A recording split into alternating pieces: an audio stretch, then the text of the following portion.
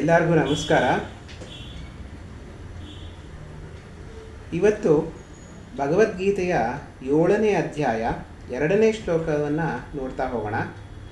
ನಮ್ಮೆಲ್ಲರಿಗೂ ಹೊಸ ವರ್ಷದ 2ನೇ ದಿನಕ್ಕೆ ಸ್ವಾಗತ. ನಾನು ರಾಜಗೋಪಾಲ್. ನಿಮ್ಮನ್ನೆಲ್ಲನೂ ಭಗವದ್ಗೀತೆಯ ಈ ಒಂದು ಸಂಚಿಕೆಗೆ ಸ್ವಾಗತ ಮಾಡ್ತೀನಿ. ಈ 2ನೇ ಶ್ಲೋಕದಲ್ಲಿ ಶ್ರೀಕೃಷ್ಣ ಜ್ಞಾನ ವಿಜ್ಞಾನ ಯೋಗ, ಜ್ಞಾನ ಮತ್ತು ವಿಜ್ಞಾನ, ಜ್ಞಾನ ಅಂದ್ರೇನು ವಿಜ್ಞಾನ ಅಂದ್ರೇನು ಅನ್ನೋದನ್ನು ಸರಿಯಾಗಿ ನಾನು ನಿನಗೆ ಹೇಳ್ತೀನಿ. ಜ್ಞಾನಿಯಾದವನು ಜ್ಞಾನಿ ಅಂದ್ರೇನು, ವಿಜ್ಞಾನಿ ಅಂದರೆ ಯಾರು ಅನ್ನೋದನ್ನು ನಿನಗೆ ಹೇಳ್ತಾ ಹೋಗ್ತೀನಿ ಅಂತ ಶ್ರೀಕೃಷ್ಣ ಇಲ್ಲಿ ಅರ್ಜುನನಿಗೆ ಹೇಳ್ತಾನೆ. ಅದನ್ನು ಮುಂದುವರಿಸ್ತಾ 2ನೇ ಶ್ಲೋಕದಲ್ಲಿ ಜ್ಞಾನಂ ತೇಹಂ ಸವಿಜ್ಞಾನ ಮೇಧಂ ವಕ್ಷ್ಯಾಮ್ಯಶೇಷತಃ ಯಜ್ಞಾತ್ವಾ ನೇಹ ಭೂಯೋನ್ಯ ಜ್ಞಾತವ್ಯಮವಶಿಷ್ಯತೆ ಅಂತ ಶ್ರೀಕೃಷ್ಣ ಇಲ್ಲಿ ಹೇಳ್ತಾನೆ. ಅಂದ್ರೇನು ಅಂದರೆ, ಇದನ್ನು ತಿಳಿದುಕೊಂಡ ಮೇಲೆ ಇನ್ನೇನು ಉಳ್ಕೊಳ್ಳಲ್ಲ ನಿನಗೆ ತಿಳ್ಕೊಳ್ಳೋಕ್ಕೆ. ಎಲ್ಲವನ್ನ ನೀನು ತಿಳ್ಕೊಂಡಂಗೆ ಆಗತ್ತೆ.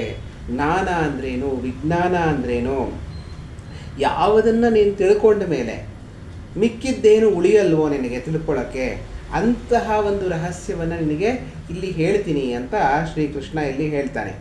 ಅಂದರೆ ನಾವು ಇಲ್ಲಿ ಏನು ತಿಳ್ಕೊಬೇಕಪ್ಪ ಅಂದರೆ, ಪರಮಾತ್ಮನನ್ನು ತಿಳ್ಕೊಂಬಿಟ್ಟ ಮೇಲೆ, ಪರಮಾತ್ಮನನ್ನು ಅರ್ಥಕೊಂಡ್ಬಿಟ್ಟ ಮೇಲೆ ಇನ್ಯಾವುದರದು ಅರಿವು ನಮಗೆ ಬೇಕಾಗಲ್ಲ. ಎಲ್ಲನೂ ನಾವು ತಿಳ್ಕೊಂಡಂಗೆ ಆಗತ್ತೆ. ಎಲ್ಲವನ್ನು ಒಳಗೊಂಡಿದ್ದೇ ಪರಮಾತ್ಮ.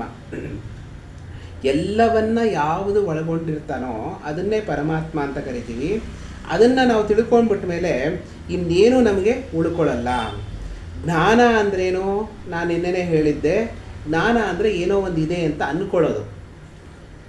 ನೀರು ಬಿಸಿಯಾದ ನೀರು ಅಂತ ಅಂದ್ಕೋತೀವಿ. ಬಿಸಿಯಾಗಿರುತ್ತೆ, ಅದರ ಬಗ್ಗೆ 108 ಬಿಸಿ ಅಂದ್ರೇನು, ಹೇಗಿರುತ್ತೆ ಅಂತ 108 ಗ್ರಂಥಗಳನ್ನು ಬರಿಬೋದು. ಬಿಸಿ ಹೇಗಾಗತ್ತೆ, ಕಣಗಳು ಹೇಗೆ ಬಿಸಿಯನ್ನು ಉತ್ಪತ್ತಿ ಮಾಡುತ್ತೆ, ಎಲ್ಲಿಂದ ಬಿಸಿ ಉತ್ಪತ್ತಿ ಆಗುತ್ತೆ, ಅದು ಹೇಗೆ ಹರಡ್ಕೊಂಡು ಹೋಗುತ್ತೆ, 108 ಬರಿಬೋದು. ಆದರೆ ಆ ಬಿಸಿ ನೀರನ್ನು ಮುಟ್ಬಿಟ್ಟ ಮೇಲೆ ನಮ್ಗೆ ಅದರ ಅನುಭವ ಬಂದ್ಬಿಡುತ್ತೆ. ಅನುಭವ ಬಂದ್ಬಿಟ್ಟ ಮೇಲೆ ಏನೇನು ನಾವು ಓದಿದ್ದೀವೋ ಅದೆಲ್ಲವೂ ಆ ಒಂದು ಅನುಭವದಲ್ಲಿ ಇರುತ್ತೆ. ಓದೋದು ಜ್ಞಾನ ಅನ್ನೋದು ಸಮುದ್ರದ ಥರ ಇರ್ಬೋದು, ಆದರೆ ಅನುಭವ ಅನ್ನೋದು ಒಂದು ಕಣ ಆದರೂ ಅದು ನಮ್ಮ ಅನುಭವಕ್ಕೆ ಬಂದ್ಬಿಟ್ಟ ಮೇಲೆ ಆ ಸಮುದ್ರವೇ ನಮ್ಮಲ್ಲಿ ಒಳಗೊಂಡು ಬಿಡುತ್ತೆ. ಆಗ ಪರಮಾತ್ಮನನ್ನೇ ನಮ್ಮಲ್ಲಿ ತಿಳ್ಕೊಂಡ್ಬಿಟ್ಟ ಮೇಲೆ, ನಮ್ಮಲ್ಲಿ ಸೇರಿಸ್ಕೊಂಡ್ಬಿಟ್ಟ ಮೇಲೆ, ಅಥವಾ ನಾವೇ ಪರಮಾತ್ಮನಲ್ಲಿ ಸೇರ್ಕೊಂಡ್ಬಿಟ್ಟ ಮೇಲೆ, ಪರಮಾತ್ಮನ ಜ್ಞಾನವೇ ನಮಗೆ ಬಂದ್ಬಿಟ್ಟ ಮೇಲೆ, ಅನುಭವವೇ ನಮಗೆ ಬಂದ್ಬಿಟ್ಟ ಮೇಲೆ ಉಳಿದೆಲ್ಲವೂ ಶೂನ್ಯ ಅಂತ ಶ್ರೀಕೃಷ್ಣ ಇಲ್ಲಿ ಹೇಳ್ತಾನೆ. ಯಾವುದನ್ನು ತಿಳ್ಕೊಂಬಿಟ್ಟ ಮೇಲೆ, ಅಂದರೆ ಈ ದೃಷ್ಟಿಯಲ್ಲಿ ಹೇಳ್ತಾನೆ. ಅದನ್ನೇ ನಾನು ನಿನಗೆ ಹೇಳ್ತಾ ಇದ್ದೀನಿ. ಪರಮಾತ್ಮನನ್ನು ನೀನು ತಿಳ್ಕೊಂಬಿಟ್ರೆ ಮಿಕ್ಕಿದ್ದೆಲ್ಲವೂ ನಿನ್ನ ಕೈಗೆ ಬಂದಂಗೆ ಆಗೋಗುತ್ತೆ. ಮಿಕ್ಕಿದ್ದೆಲ್ಲವೂ ನಿನ್ನ ಒಂದು ಕಂಟ್ರೋಲಿಗೆ ಬಂದಂಗೆ ಆಗೋಗುತ್ತೆ. ಇನ್ನೇನು ಉಳಿದಿಲ್ಲ ನಿನಗೆ ತಿಳ್ಕೊಳ್ಳೋಕ್ಕೆ. ಅಂಥದ್ದನ್ನು ನಾನು ನಿನಗೆ ಹೇಳ್ತಾ ಇದ್ದೀನಿ ಅಂತ ಶ್ರೀಕೃಷ್ಣ ಇಲ್ಲಿ 2ನೇ ಅಧ್ಯಾಯದಲ್ಲಿ ಹೇಳ್ತಾನೆ. ಅದನ್ನು 3ನೇ ಶ್ಲೋಕದಲ್ಲಿ ಹೇಳ್ತಾ, ಮನುಷ್ಯಾಣಾಂ ಸಹಸ್ರೇಷು ಕಶ್ಚಿದ್ಯತತಿ ಸಿದ್ಧಯೇ ಯತತಾಮಪಿ ಸಿದ್ಧಾನಾಂ ಕಶ್ಚಿನ್ಮಾಂ ವೇತ್ತಿ ತತ್ವತಃ ಅಂತ ಶ್ರೀಕೃಷ್ಣ ಇಲ್ಲಿ ಹೇಳ್ತಾನೆ.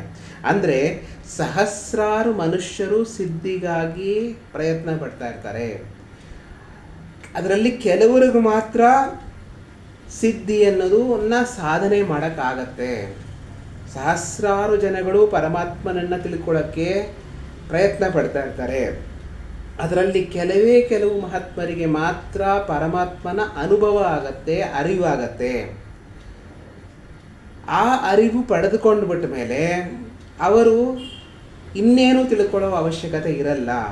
ಎಲ್ಲವೂ ತಮಗೆ ತಿಳಿದಂಗೆ ಆಗಿಬಿಡತ್ತೆ ಅಂತ ಶ್ರೀಕೃಷ್ಣ ಇಲ್ಲಿ ಹೇಳ್ತಾನೆ. ಎಲ್ಲವನ್ನ ತಿಳ್ಕೊಂಬಿಟ್ಟ ಮೇಲೆ ಇನ್ನೇನು ತಿಳ್ಕೊಳ್ಳೋದು, ಇನ್ನೇನು ಉಳ್ಕೊಳ್ಳೋದು, ಎಲ್ಲವನ್ನು ಕೂಡಿರುವಂತಹ ಒಂದು ಅಂಶವೇ ಪರಮಾತ್ಮ. ಹಾಗಾಗಿ ನೀವು ಪರಮಾತ್ಮನನ್ನು ತಿಳ್ಕೊಂಬಿಟ್ಟ ಮೇಲೆ ಮಿಕ್ಕಿದ್ದೇನು ಉಳಿಯಲ್ಲ ಇಲ್ಲಿ ತಿಳ್ಕೊಳ್ಳೋಕ್ಕೆ ಅನ್ನೋ ಒಂದು ದೃಷ್ಟಿಯಲ್ಲಿ ಶ್ರೀಕೃಷ್ಣ ಇಲ್ಲಿ ಹೇಳ್ತಾ ಇದ್ದಾನೆ. ಅಂತಹ ಒಂದು ಪರಮಾತ್ಮನನ್ನು ಹೇಗೆ ತಿಳ್ಕೊಳ್ಳೋದು, ಹೇಗೆ ಸಿದ್ಧಿ ಮಾಡ್ಕೊಳ್ಳೋದು, ಆ ಸಿದ್ಧರು ಅಂತ ಏನು ಹೇಳ್ತೀವಿ ಅವರೆಲ್ಲ ಹೇಗೆ ಪ್ರಯತ್ನಪಟ್ಟು ಪರಮಾತ್ಮನನ್ನು ಸಿದ್ಧಿಸ್ತಾರೋ ಅದನ್ನು ನಾನು ನಿನಗೆ ಈ ಅಧ್ಯಾಯದಲ್ಲೇ ಹೇಳಿಬಿಡ್ತೀನಿ ಅಂತ, ಈ ಒಂದು ವಿಚಾರವನ್ನೇ ನಿನಗೆ ಹೇಳಿಬಿಡ್ತೀನಿ ಅಂತ ಶ್ರೀಕೃಷ್ಣ ಇಲ್ಲಿ ಹೇಳ್ತಾ ಹೋಗ್ತಾನೆ. ಮುಂದಿನ ಶ್ಲೋಕದಲ್ಲಿ ಇದು ಹೇಗೆ ಪರಮಾತ್ಮನನ್ನು ತಿಳ್ಕೊಳ್ಳೋದು, ಹೇಗೆ ನಾವು ಅದನ್ನು ಸಿದ್ಧಿಸ್ಕೊಳ್ಳೋದು ಅನ್ನೋದನ್ನು ನೋಡ್ತಾ ಹೋಗೋಣ. ಎಲ್ಲರಿಗೂ ನಮಸ್ಕಾರ.